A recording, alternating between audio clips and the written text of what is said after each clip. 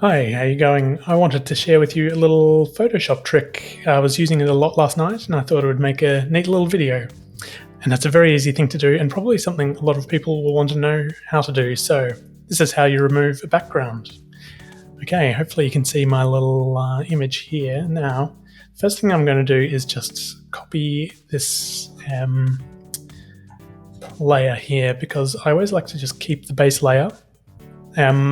I don't like to ever do anything to it in case you have to repair something or go right back to the beginning. You've always got the original photo just sitting there. So that's done. Let's just rename this with background removal. That'll do something like that, just, making sure we're doing things properly. And then, so it's a very easy process. You can see here, it's, I'm in a lockdown and all I had to do this photo was a tablecloth that I couldn't be bothered ironing. So that's why I've ended up with all these wrinkles in the back, which actually I don't mind a bit of texture in the background, but for the sake of the video, let's remove the background. So the first thing to do is just to make sure that you have the properties window enabled. So it's just here on Mac. And here we go. There's a quick action, remove the background. So I've clicked it. And let's have a look. As you can see, it hasn't removed the background. So what has it done? It's added a mask here onto that new background removal layer. So a mask, basically, fairly self-explanatory, but I guess what it's doing is anywhere that this black is in the little thumbnail here, you won't be able to edit while this mask's enabled. So just to show you a little example, if I was to just paint over it, I could paint the whole thing yellow, and it only affects the area that is not masked. What we do want to do though, as you can see when I drew the yellow there, it's coloured in the tulip, and that's not what we're trying to do here. What we're trying to do is remove the background. So there's this handy little tool here that says invert, and you can see the colours here in the mask invert, and now it's the tulip that has the black mask over it. And the background is now free to be edited.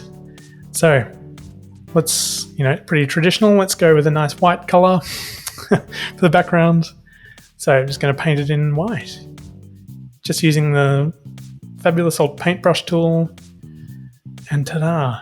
That's already pretty much done. How long did that take? Nothing at all.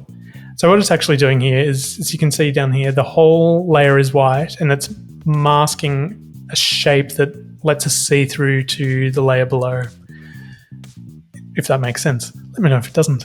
The one other thing we could do is just see how it looks a bit cut out around the edge here. You can feather a mask a little bit, and what that does is it just makes it, rather than a hard finish between the edge of the mask and the space, it blurs it a little bit. Maybe it's better if I zoom in actually. So you can see up here, so that's without the mask, and then, without the feather, and then as we add feather, you can see it just blurs in, and if you wind it right up, it goes way too far. But for now, let's just put it up a little bit.